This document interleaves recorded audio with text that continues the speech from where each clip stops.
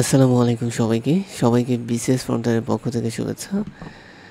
আজকে আমরা একটি গুরুত্বপূর্ণ ভিডিও নিয়ে এসেছি, সেটা হচ্ছে জাতীয় জুলাই সনদ সম্পর্কিত কিছু গুরুত্বপূর্ণ তথ্য নিয়ে কথা বলবো। তো এই বিষয়ে হচ্ছে আমাদের একটি বিস্তারিত ভিডিও থাকবে।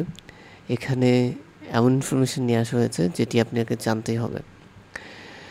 তো আমরা জানি যে 2024 হচ্ছে 16ই জুলাই আমাদের হচ্ছে আবু সাইদ হচ্ছে মারা যায়, এবং তার মৃত্যুর পর হচ্ছে 18ই জুলাই হচ্ছে মীর মাহফুজুর রহমান মুগ্ধ হচ্ছে মারা যায়। তো তারা দুজনের মৃত্যু হচ্ছে আমাদের বর্তমান বাংলাদেশকে একটি হচ্ছে নতুন দিগন্তের দিকে নিয়ে যায়, যার ফলে হচ্ছে 2024 হচ্ছে অগাস্টে 5 অগস্ট হচ্ছে বড় ধরনের বিপ্লব হয়, যেটা আমরা জুলাই গণ অভ্যুত্থান নামে জানি। এবং এই বিপ্লবের নেতৃত্ব দিয়েছিল মূলত আমাদের তরুণ প্রজন্ম, অপারেশন জ্যানজেট। এবং এটি হচ্ছে তাদের যে বয়সের যে রেঞ্জটা, এটা মনে রাখতে হবে, সেটা হচ্ছে 1996 থেকে 2012।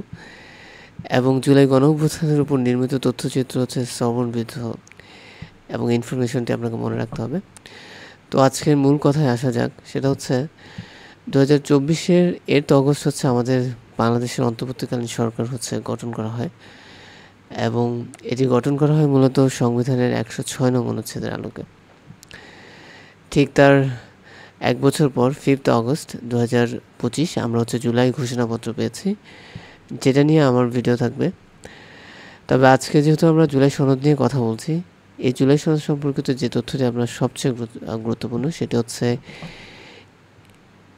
জাতীয় জুলাই সনদ প্রণয়ন করেছে মূলত জাতীয় ঐক্যমত কমিশন, এবং যেটি গঠিত হয়েছিল 5 অক্টোবর 2024।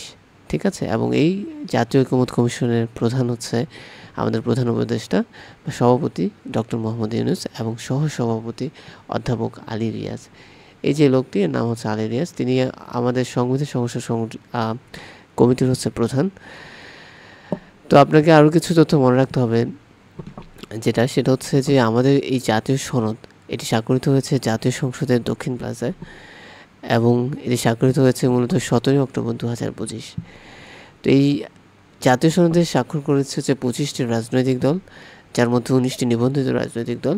ন্যাশনাল সিটিজেন পার্টি, তারা কিন্তু হচ্ছে জাতীয় জুলাই সনদে হচ্ছে স্বাক্ষর করেনি।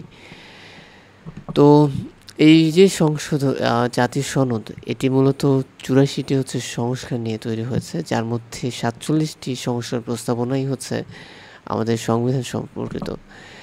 তো এই তথ্যটি খুব ভালোভাবে মনে রাখতে হবে।